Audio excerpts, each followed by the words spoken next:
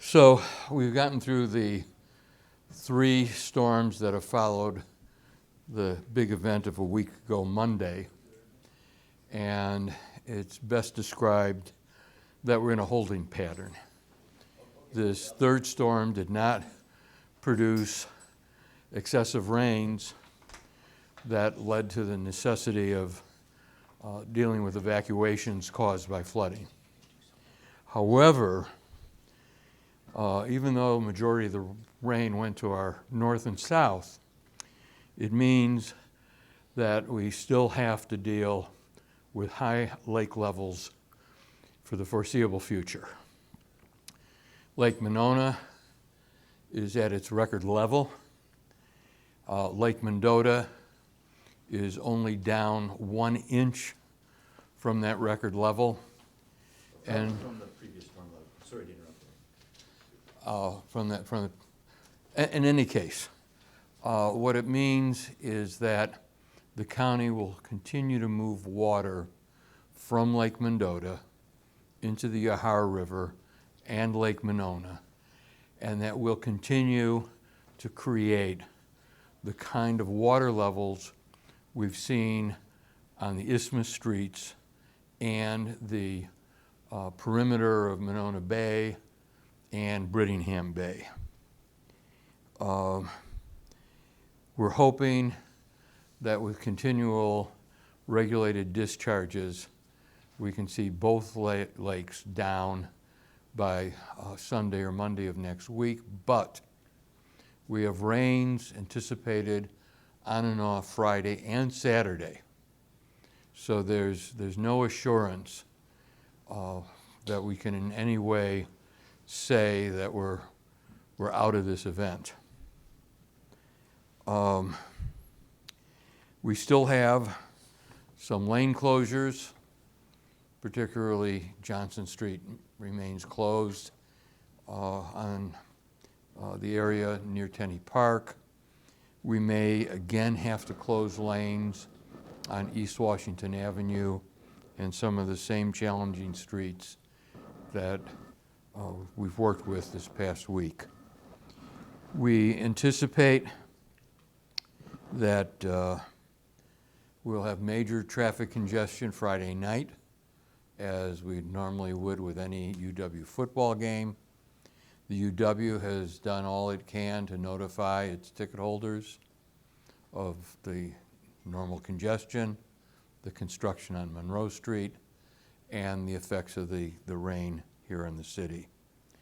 We want to remind people to stay out of the flooded waters and continue to get updates at thecityofmadison.com /flooding website. Any questions? Did you guys kind of breathe a sigh of relief after the storm sort of passed by last night?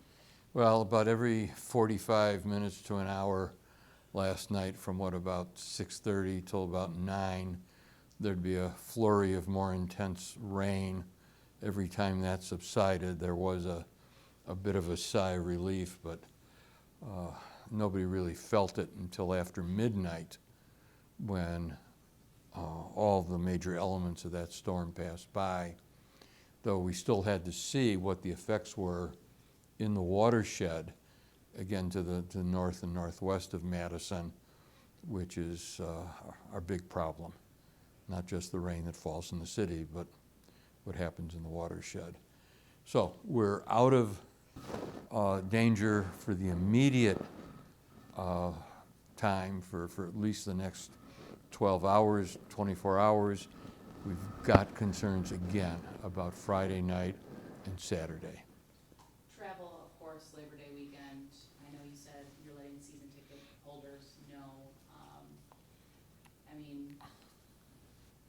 How do you deal with that huge amount of traffic? Is there going to be extra people out? Are we putting extra cones out for flooded areas? How else are we getting the word out besides just letting athletics?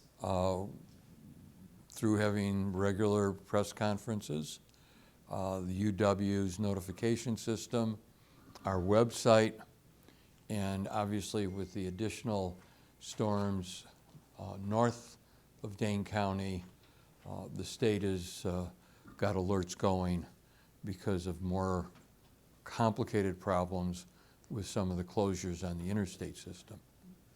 Do you anticipate that John Nolan will remain partially closed into Friday?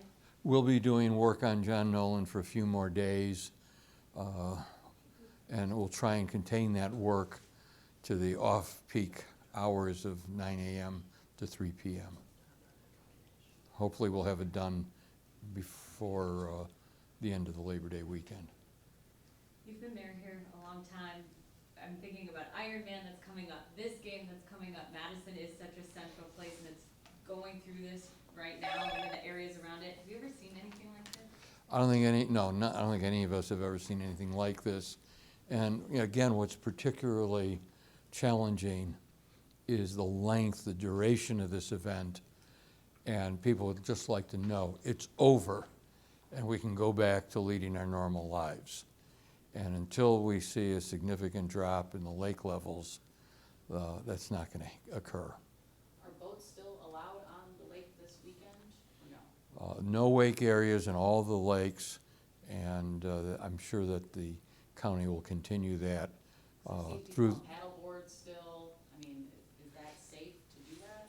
We would not recommend it, whether we're talking on the lakes or on flooded streets.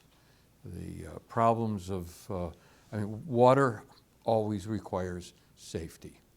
But in this particular instance, while we have no evidence of any kind of contamination to be of concern, we still don't know what, if anything, has been compromised.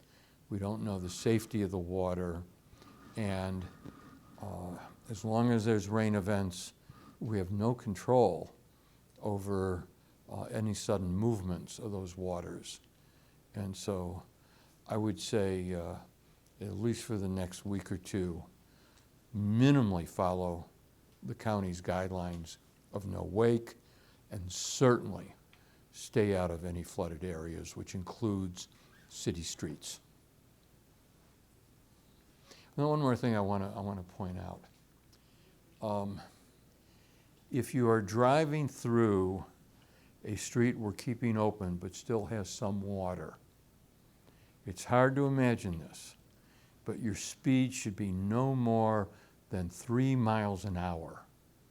Above 3 miles an hour, you start moving the water at a significant rate, and that simply pushes it over the curbs and further soaks the ground and threatens adjacent buildings, not to mention other approaching cars.